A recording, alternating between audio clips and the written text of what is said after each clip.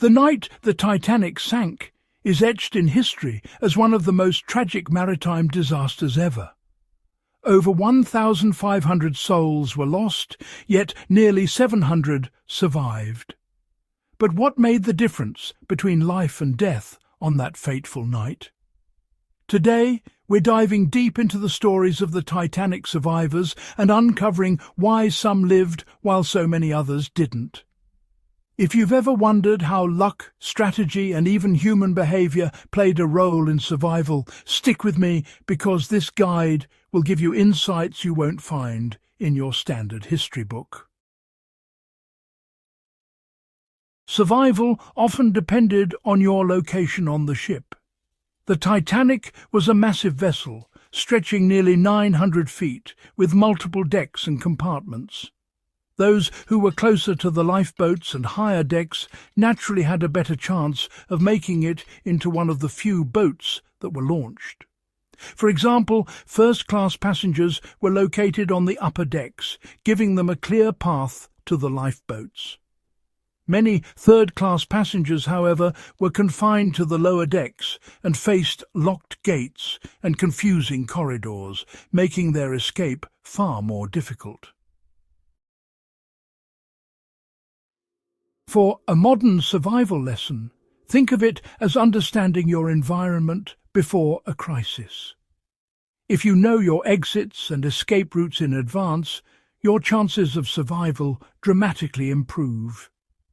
On ships, in buildings, or even during natural disasters, mapping your environment can save lives. Timing was everything. The Titanic struck the iceberg at 11:40 p.m. and sank by 2:20 a.m. Those who reacted quickly often survived, while hesitation cost precious minutes. Some passengers lingered, hoping the ship would right itself or that the alarm was overblown. Those who immediately took action, dressing warmly and moving toward the lifeboats, drastically increased their odds. You can apply this lesson in everyday life by practicing decision-making under pressure. In emergencies, rapid assessment followed by immediate decisive action often saves lives. Even in a fire drill or first aid scenario, acting promptly rather than waiting for guidance can be the difference between safety and harm. Knowledge and preparation saved lives. Survivors often had prior knowledge or guidance that helped them navigate the chaos. Crew members, for instance, were trained to operate lifeboats and organize passengers. Passengers who paid attention to safety briefings, or who had previous maritime experience, knew how to stay calm, where to go, and how to use life vests effectively.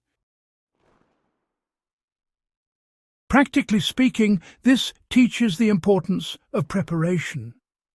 Learning safety protocols, whether for boating, driving, or even hiking in the wilderness, gives you a real edge when disaster strikes. Simple actions like reading the safety card on a plane or knowing emergency exits in a theatre aren't just formalities. They could save your life. The phrase "women and children first" wasn't just ceremonial, it had real consequences. On the Titanic, this protocol meant that women and children were prioritized for lifeboats, while many men were left behind. However, survival wasn't guaranteed by gender alone. Courage, persistence, and sometimes sheer force were required to reach a lifeboat. Some men managed to survive by assisting others or sneaking onto boats at the last moment, showing that determination and situational awareness were, absolutely critical. From a practical perspective, understanding human behavior in emergencies can help you anticipate and navigate crowd dynamics. In modern disasters, staying calm, observing others, and moving strategically rather than blindly following the crowd, can, well, improve your odds. Warmth and physical endurance were crucial.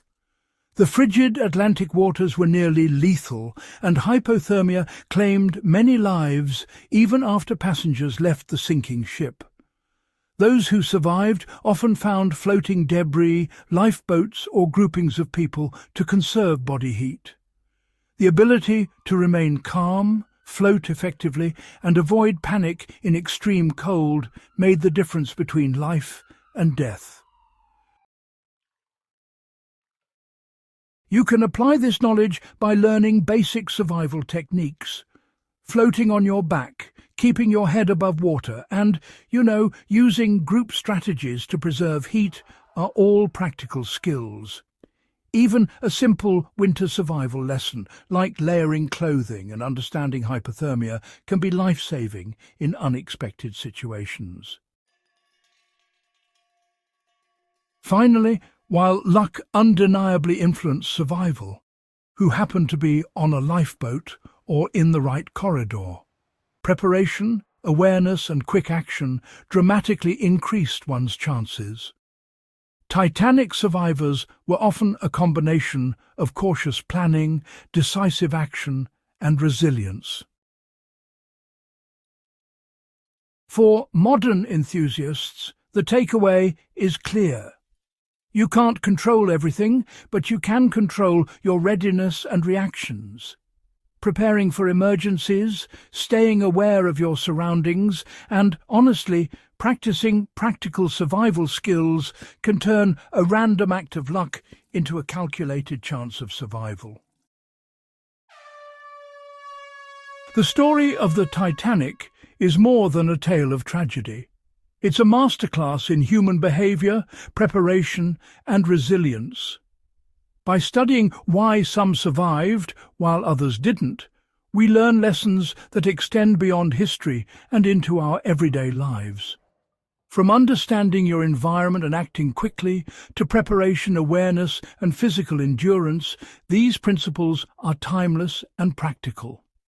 If you found this exploration of Titanic survivors enlightening and want more deep dives into history's most fascinating events, don't forget to subscribe and share this video.